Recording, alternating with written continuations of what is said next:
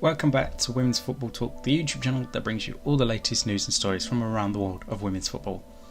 Now we are on day 15 of this FIFA Women's World Cup, and there has been some massive shocks over the last couple of days. We've seen two of the biggest nations in women's football be eliminated and sent home, and that is of course Brazil and most recently Germany.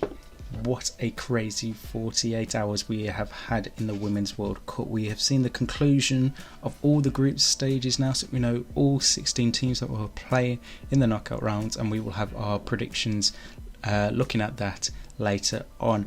So let's jump into the final group games in Group H. So it's Colombia and Morocco who go through. Germany finish in 3rd place, South Korea finish in 4th place, and it is the first time Morocco have progressed to the knockout stages, with this obviously being their first tournament. It's just absolutely incredible. They managed to beat Colombia by 1-0. Anissa Lamari scored just on the stroke of half-time after a Ghislaine Chebak penalty was initially missed. The keeper saved it, foul to Lamari, and she managed to slot it in to give Morocco the lead. Then after that it was pretty much a close game between the two sides, knowing that whilst the score stayed the same in the opposite game, Germany-South Korea, that both teams would be going through. So it's obviously dulled out a little bit as we grew towards the end of the game, and both sides I think pretty much realised they weren't getting told about any goal updates. They were having to push that much further forward.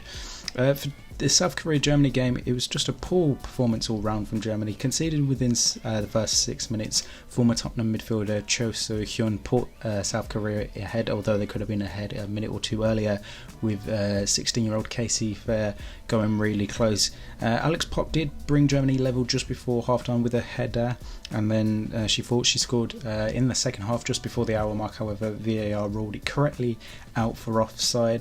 But there was too many times during that game where, looking at Germany's performance, they just seemed to be getting outpowered, over-bullied by South Korea, and it was prominent that South Korea wanted it more. And if we look as to a lot of the stuff as to where it went wrong for Germany this tournament, for me the main one was in the fullback position on the right hand side, playing Svenja, who's there, who isn't naturally a fullback or a defender. She's a natural midfielder, and to be playing her there, it's just something that is absolutely crazy from Martina Voss-Tecklenburg.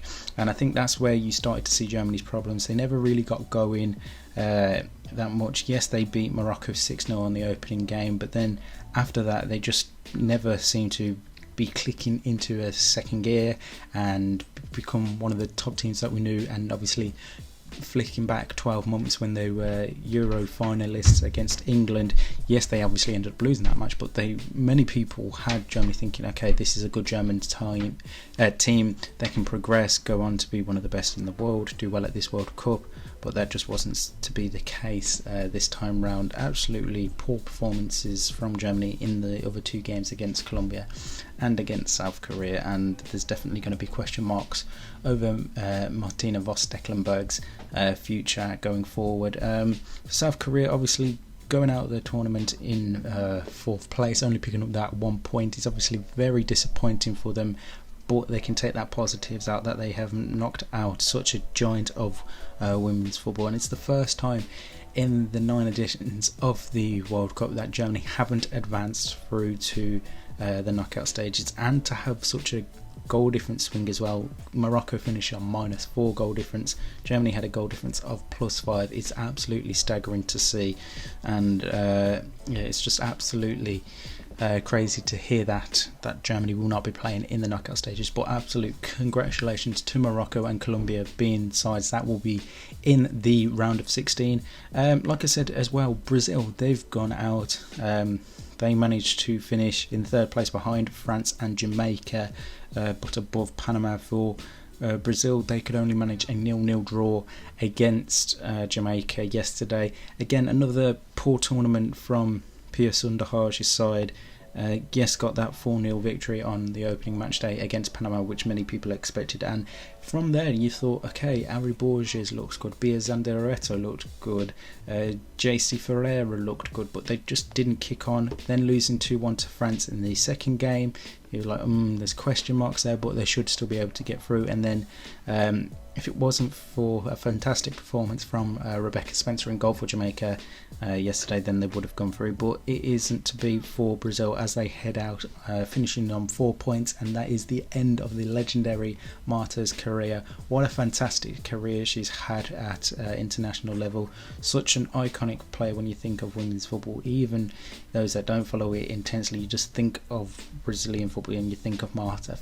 Over 20 years been playing for the Brazil national team, just a legend, 6 World Cups, just everything you can think of epitomising women's football in Brazil. Marta is one of the first names that you put up there alongside Ludmila as well.